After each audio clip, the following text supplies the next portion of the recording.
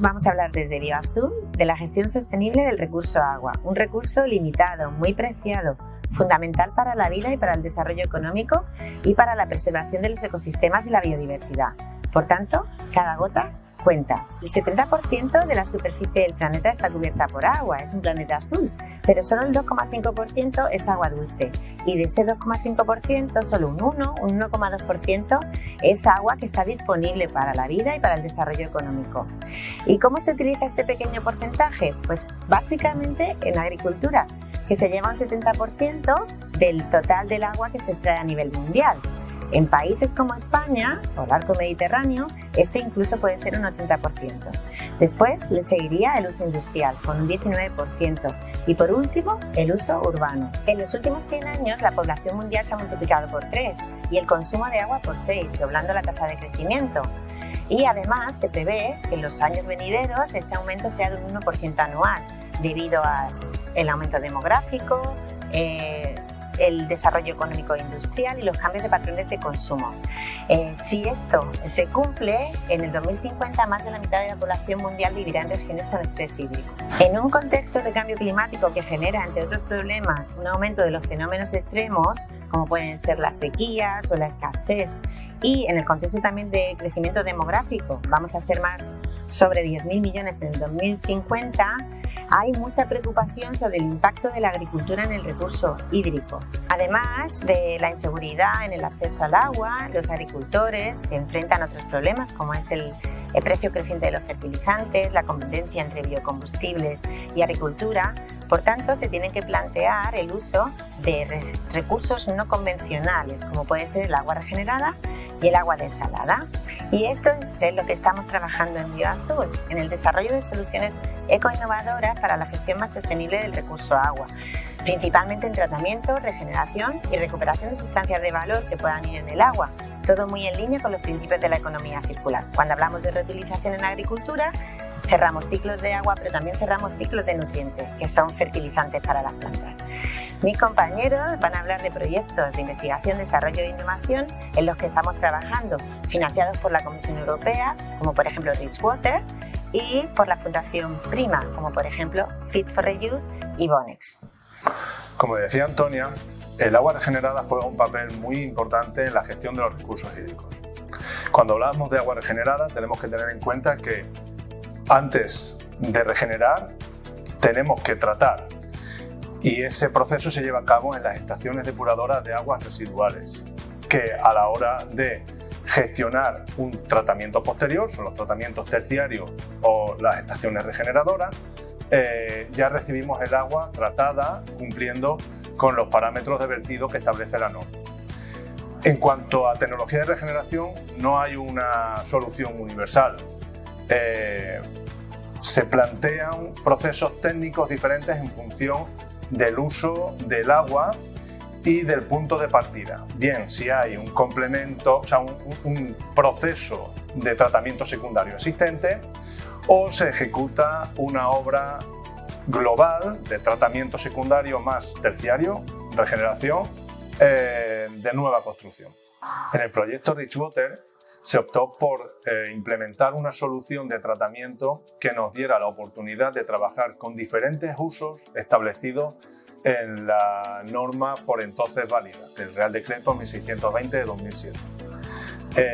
Por tanto, el planteamiento que hicimos fue meter una tecnología que nos diera una calidad de agua muy buena y además nos permitiera jugar con el proceso de tratamiento para llevar a degradar partes de contaminantes o potenciar otros procesos que nos llevara a obtener un efluente rico en nutrientes.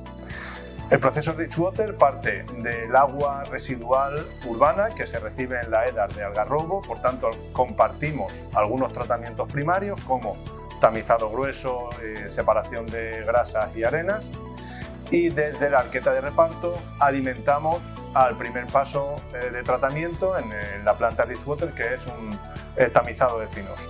El agua alimenta a un reactor biológico desde el que alimentamos al bioreactor de membranas, donde están sumergidas unas membranas de ultrafiltración con un tamaño de poro de 0,01 micras, que permite no solo evitar la decantación secundaria, sino que se hace una separación líquido-sólido del efluente tratado y además retiene virus y bacterias.